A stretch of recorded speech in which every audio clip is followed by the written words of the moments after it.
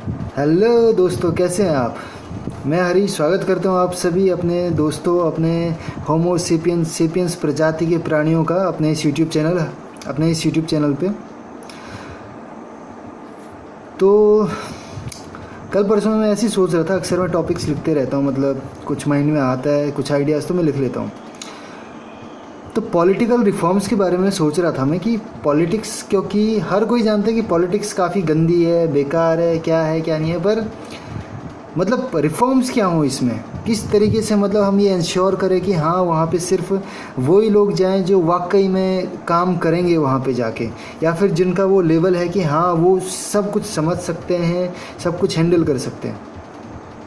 तो किस तरीके से मतलब ऐसे रिफॉर्म्स किए जाएँ कि ताकि ये इंश्योर हो सके कि सिर्फ ऐसे लोग ही वहाँ पे जाएं। तो जब मैं ऐसे सोच रहा था तो सोचते हुए मैंने लिखना शुरू किया। तो लिखा मैंने, काफ़ी सारे पॉइंट्स ऐसे लिखे, लेकिन सबसे पहले हमें थोड़ा सा बैकग्राउंड समझना पड़ेगा कि मतलब पॉलिटिक्स आपके पास आती है,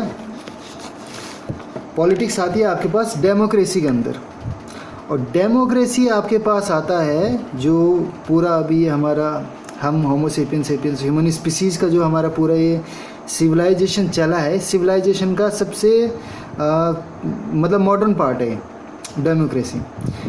तो हमें पॉलिटिक्स समझने के लिए थोड़ा सा डेमोक्रेसी समझनी पड़ेगी, और डेमोक्रेसी समझने के लिए थोड़ा सा हमें जो हमारी ये पूरी जर्नी है इसे समझना पड़ेगा। स्टार्टिंग में आप सभी जानते हैं, ठीक है, अक्सर लोग कहते हैं किसी ने आदम हवा बनाया, किसी ने राजा मनु और पता नहीं क्या बनाया, अलग अलग धर्मों में अलग अलग चीज़ें, पर ऐसा कुछ है नहीं। सभी को पता है कि ये इवोल्यूशन हुआ है धीरे धीरे करके, मतलब सिंगल सेल ऑर्गेनिज्म से मल्टी सेलुलर लाइफ्स धीरे धीरे फॉर्म हुई है, ठीक है। और उसी मतलब ये लाखों करोड़ों सालों का ये जो हमारे पास इवोल्यूशन है, उसी के कारण ये ट्रायल एंड एरर से होमो सेपियंस स्पीसीज़ भी आई है। अभी जो होमो सेपियंस स्पीसीज़ है, इसमें भी आपके पास शुरू से ही क्या चीज़ें रही होंगी। शुरू से ऑब्वियस सी बात है, जैसे हम सभी ने पढ़ा है हिस्ट्री में, शुरू से वही आपके पास स्टोन एज रहा है, उसके पास आपके पास आयरन एज आया है ना। तो जब आपके पास आयरन एज आया, आयरन की खोज हुई, लोहे की खोज हुई, तो लोगों ने हथियार बनाने भी शुरू किए।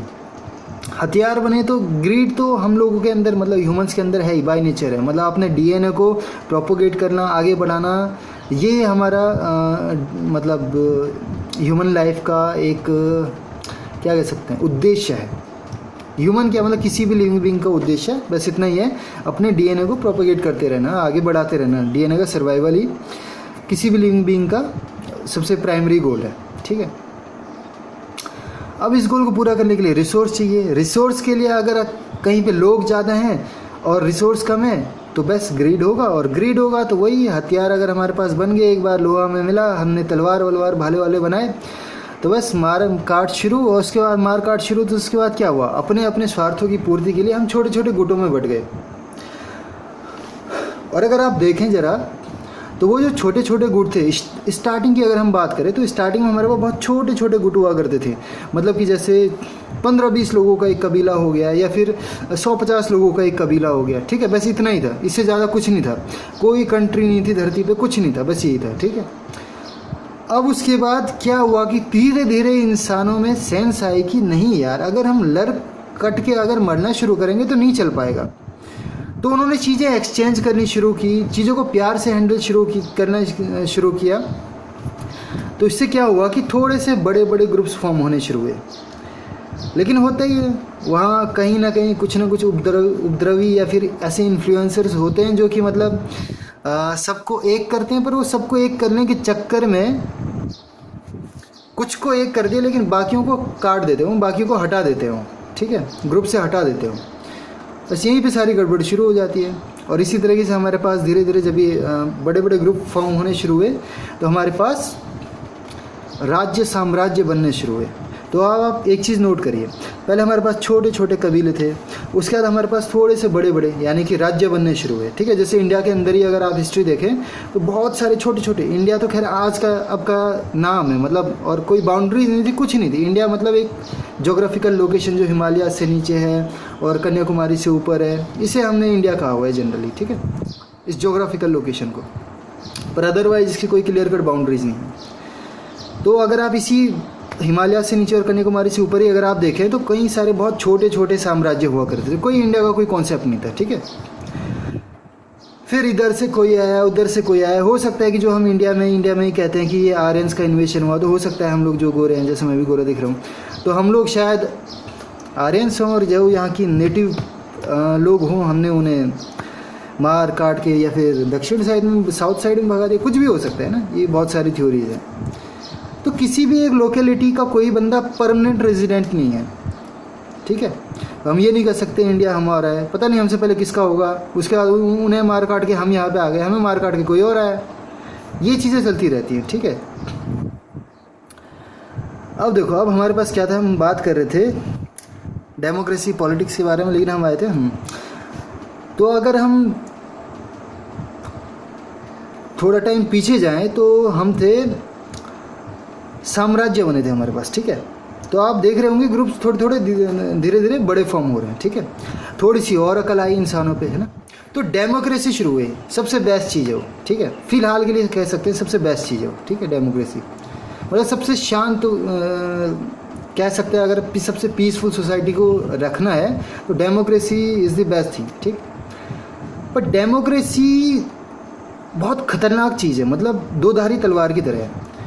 डेमोक्रेसी ऐसा है कि अगर आप इसे सही से यूज़ करना नहीं जानते हो, जो कि हम नहीं जानते, क्योंकि डेमोक्रेसी मतलब इवन ह्यूमन सिविलाइजेशन खुद ही अभी अपनी इन्फेंसी में, इन्फेंसी बोले तो शिशु अवस्था में है। अभी हम पूरी ह्यूमन सिविलाइजेशन को देखें तो बड़ी नहीं हुई है ह्यूमन सिविलाइजेशन, और डेमोक्रेसी को तो मुश्किल से 100 साल हुए हैं, जो कि हमारी ह्यूमन सिविलाइजेशन जो कि कई करोड़ों सालों की है, उसमें मतलब बहुत छोटा सा टाइम स्पैन है ये 100 साल, जो हमारी डेमोक्रेसी को मुश्किल से हुआ है।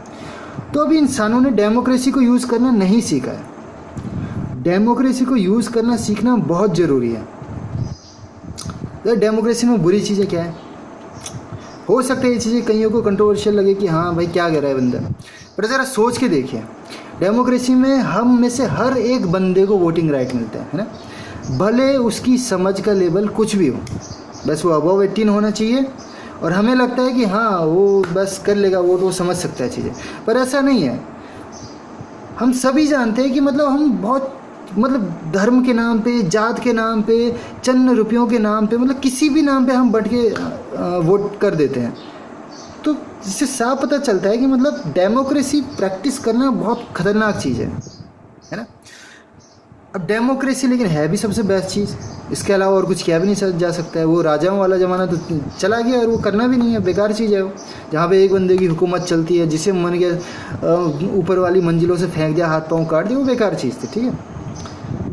तो अब हमें क्या करना है, हमें डेमोक्रेसी को ही अच्छे तरीके से हमें प्रैक्टिस करना है ना।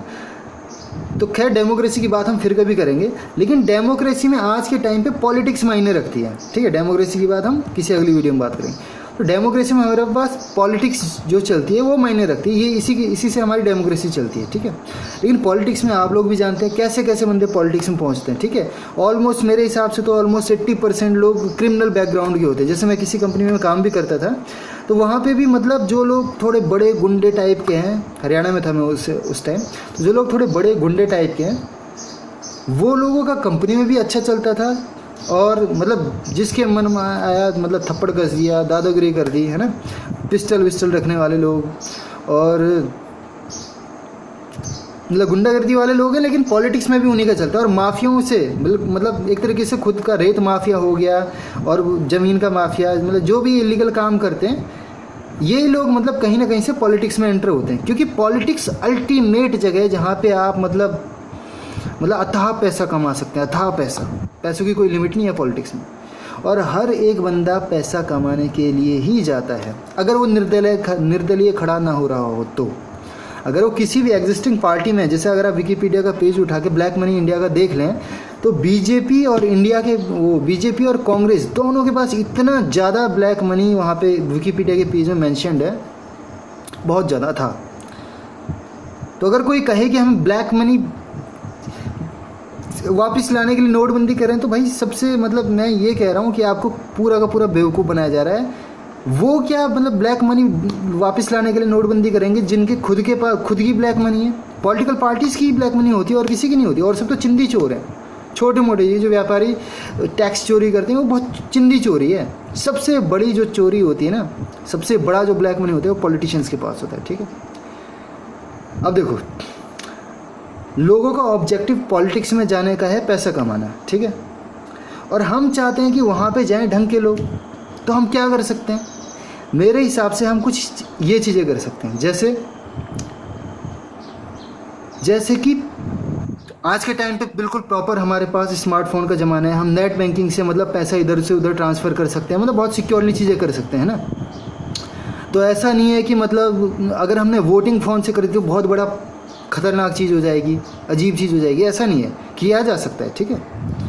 वोटिंग मतलब मैं अब सीधे वो पार्लियामेंट्री वोटिंग की बात नहीं कर रहा हूँ, इलेक्शन वोटिंग की बात नहीं कर रहा हूँ मैं, और भी बहुत सारी चीज़ों पे वोटिंग, ठीक है। जैसे मान के चलो आपके इलाके में मतलब आपके जो भी मतलब आपके लीडर्स हैं, ठीक है, सीएम हैं, विधायक हैं, जो भी है आपके पास, ठीक है, उनकी पूरी डेली परफॉर्मेंस अगर आपके पास उनका पूरी डेली का आपका कोई रूटीन बने उनका, और उस रूटीन को किस तरीके से फॉलो कर रहे हैं उसके बेसिस पे आपको डेली उन्हें आउट ऑफ 10 मार्क्स देना है, ठीक है। एक ऐसी अगर जैसे गवर्नमेंट को क्या मतलब हम लोगों को, वैसे बात गवर्नमेंट ही हुआ, तो गवर्नमेंट को एक ऐप बनानी चाहिए, ठीक है।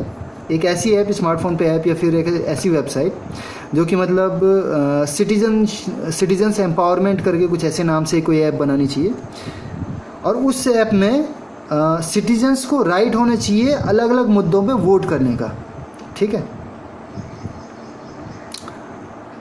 अब वोटिंग किस टाइप से, देखिए इस टाइप से, जैसे मैं कह रहा था आपसे कि क्या मतलब रिफॉर्म्स किए जा सकते हैं। तो देखो, पहला रिफॉर्म जो मैंने लिखा हुआ है, ठीक है, पहला रिफॉर्म मैंने ये लिखा हुआ है, पहले तो खैर और भी काफ़ी रिफॉर्म है, वो मैं अभी बाद में बताऊंगा आपको। हाँ, तो मैंने ये लिखा हुआ है कि जो हमारे पास पॉलिटिशियंस हैं इनका पूरा दिन, जैसे हमारे पास कोई बंदा सरकारी काम कर रहा है या प्राइवेट काम कर रहा है ना, तो उनके 8-9 घंटे कंपनी तय करती है ना कि किस तरीके से काम करेंगे, क्या क्या करेंगे, है ना, तभी जाके तो एफिशिएंटली सही से काम हो पाता है, ठीक है।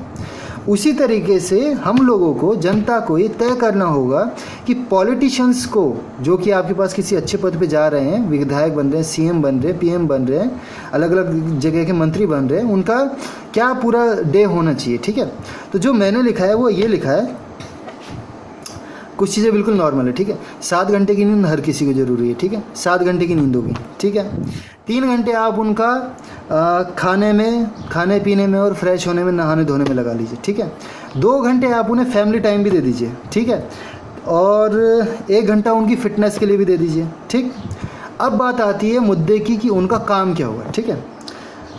मेरे हिसाब से सबसे पहले जो उनका काम होना चाहिए वो होना चाहिए, सुबह जैसे भी उनका सारा काम ख़त्म हुआ, ठीक है, जैसे मान के चलो उनका कि 7:30-8 बजे तक उनका सारा ये डेली रूटीन का जो भी अपना पर्सनल काम है, योगा वोगा, खाना पीना, ये सारा ख़त्म हो गया, ठीक है।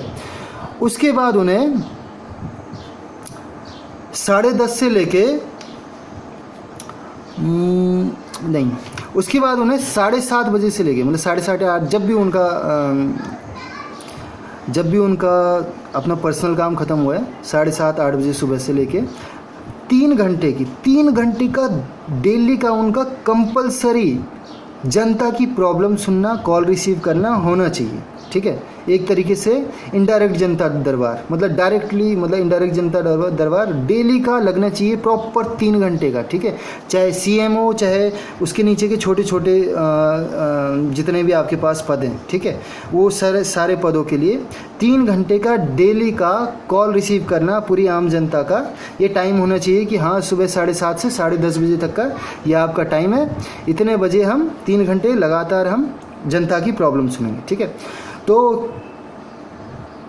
और डेली का ही कंपलसरी ये सबको करना ही करना है, ठीक है। जो भी आपके पास लीडर्स हैं, पॉलिटिशियंस हैं, उन्होंने प्रॉब्लम सुनी, उसके बाद उन्हें क्या करना चाहिए, उसके बाद उन्हें 2 घंटे का 2 या 3 जो भी उन्हें टाइम लगता है, 2 या 3 घंटे का उन्हें अपने अंडर के सभी ऑफिसर्स के साथ में मीटिंग करके जितने भी लोगों की समस्याएं उन्होंने सुनी है, ठीक है, उनके रिगार्डिंग वो क्या क्या सॉल्यूशन कर रहे हैं, क्या क्या डिस्कस कर रहे हैं, वो सारा का सारा ऑन कैमरा पूरा लाइव टेलीकास्ट होना चाहिए, ठीक है, 2 से 3 घंटे जो भी वो करना चाहते हैं, ठीक है, सारी प्रॉब्लम्स को जो भी उन्होंने अभी तक सुनी है 3 घंटे लगातार कॉल करने के बाद वो सारे प्रॉब्लम उनके साथ अपने जितने भी ऑफिसर्स हैं उन सबके साथ डिस्कस करके सॉल्यूशंस निकालने चाहिए, ठीक है, और बाकी सबको फिर सारे ऑफिसर्स को काम पे लगा देना चाहिए कि हाँ अब आप ये सारा काम करो, ठीक है। उसके बाद फिर दिन हो जाती है, अपना खाना पीना खाए वो पॉलिटिशियन, ठीक है। उसके बाद 2 घंटे पर्सनल ग्रोथ के लिए भी ज़रूरी है ना, कि आपने कुछ नया सीख लिया, आपकी कोई पर्सनल हॉबी है, कि म्यूजिशियन मतलब जैसे पॉलिटिशियन है तो इसका मतलब ये थोड़ी कि उसकी कोई पर्सनल हॉबी नहीं हो सकता है उसे म्यूज़िक बजाना पसंद हो, गाना पसंद हो, है ना। 2 घंटे वो अपना पर्सनल उसने जो भी करना है कर लिया, ठीक है। और साथ ही दिन में 1 घंटे की पावर नैप लेनी है तो वो भी ले लिया, ठीक है। और उसके बाद फिर दोबारा से शाम को जो भी सुबह तय हुआ था कि हाँ ये सॉल्यूशंस हैं आज की सारे प्रॉब्लम्स के, अपने ऑफिसर्स के साथ डिस्कस किया था, उसके बाद शाम को 1 या 2 घंटे का फॉलोअप लेगा वो। और साथ ही साथ क्योंकि जस्ट ऑफिसर से काम नहीं चलता है ना, ऑफिसर और पॉलिटिशियन से मिलकर काम नहीं चलता है, तो जितने भी हमारे पास एक्सपर्ट्स हैं, ठीक है, अलग अलग फील्ड के एक्सपर्ट्स हैं, उनके साथ में बैठ के राय मशवरा करके पूरा प्रॉब्लम जो भी खैर वो जो एक्सपर्ट्स के साथ बैठना है वो तो सुबह ही कर लेना चाहिए था, कि एक्सपर्ट्स के साथ बैठ के पूरा सॉल्यूशंस निकाल लिया। और उसके बाद शाम को सारे ऑफिसर से फॉलोअप ले लिया 1-2 घंटे में कि हाँ भाई क्या क्या प्रोग्रेस रही, आज की जितनी प्रॉब्लम्स थी उसका जो हमने सुबह सॉल्यूशन निकाला था वो क्या क्या अप्लाई हो पाया, ठीक है। 1-2 घंटे का ये हो गया, ठीक है। और उसके बाद 1 घंटे की, ये बिल्कुल कंपलसरी होना चाहिए, उसके बाद 1 घंटे की, जो कि नेता लोग बिल्कुल नहीं करते। आपने जैसे मोदी को देखा होगा तो शायद ही उसने मतलब आज तक कभी कोई मतलब कॉन्फ्रेंस की हो, मतलब एंकर्स के साथ में, न्यूज़ एंकर्स के साथ में ओपनली बैठा हो कि हाँ भाई पूछो जो पूछना है ओपनली पूछो, ऐसा शायद ही कभी हो। एक बार बैठा था वो पूरे 15-20 मिनट बिल्कुल चुप रहा बंदा, है ना, हमारे पीएम मोदी जी।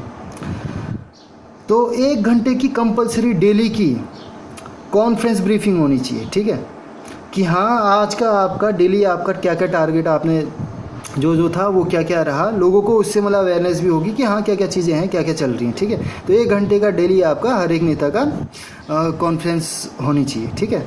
उसके बाद बस काम ख़त्म, ठीक है। उसके बाद वो अपना फिटनेस पे ध्यान दे, उसके बाद अपनी फैमिली टाइम एंजॉय करे, उसके बाद बस रात हो ही जाती है, फिर सो जाए। तो अगर हम इस तरीके से अगर हम टाइम इंश्योर कर लें तो यहाँ पे अगर आप टाइम देखें तो ऐसे टाइम है जो कि मतलब आपको करने पड़ेंगे। लाइव ऑन कैमरा आप होंगे, जैसे शुरू के 3 घंटे आप कॉल पे होंगे, ठीक है। उसके बाद 2 घंटे आप एक्सपर्ट्स के साथ, ऑफिसर्स के साथ बैठ के सॉल्यूशंस निकालेंगे, ठीक है। उसके बाद बीच के 2-3 घंटे, 1 घंटा आपकी पावर नैप के और 2 घंटे आपके पर्सनल जो भी आप ग्रोथ करना चाहते हैं, जो भी आपकी पर्सनल हॉबी है वो उस पर प्रैक्टिस करना चाहते हैं, वो आपका पर्सनल है, वो टाइम चलो कट जाएगा, ठीक है, वो आपका लाइव नहीं रहेगा, ठीक। लेकिन उसके बाद फिर आपके पास जो आप 2 घंटे फॉलोअप ले रहे हैं सभी अपने ऑफिसर से, वो आपका लाइव रहेगा। उसके बाद फिर 1 घंटे की जो आप कॉन्फ्रेंस करेंगे वो भी आपके पास लाइव रहेगी कॉन्फ्रेंस। तो अगर इतना टाइम अगर हम कह दें कि हाँ हर एक पॉलिटिशियन को ये मतलब कंपलसरी जॉब की शर्तें हैं, एक तरीके से जॉब है और ये जॉब की शर्तें हैं कि हाँ ये हर एक पॉलिटिशियन को करनी पड़ेंगी, तो तब देखना एक भी अनपढ़ गंवार बंदा जो पॉलिटिक्स में आने का मन कर जाए, किसी का मन ही नहीं करेगा, क्योंकि इतना सारा काम जो करना पड़ जाएगा, कोई नहीं आएगा उसके बाद। तो इस तरीके से हम चेक कर सकते हैं, चेक मतलब पता है ना, रोकना। तो इस तरीके से हम लगाम लगा सकते हैं ऐसे अनपढ़ बेवकूफ़ों की पॉलिटिक्स में आने पे, अगर हम इस तरीके से काम डेली का बांट दे तो, है ना।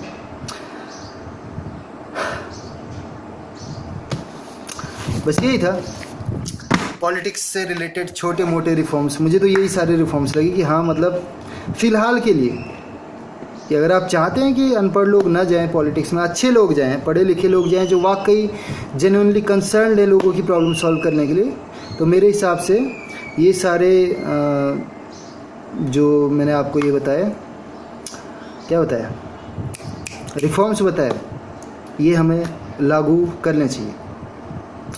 उम्मीद है आपको वीडियो पसंद आई होगी।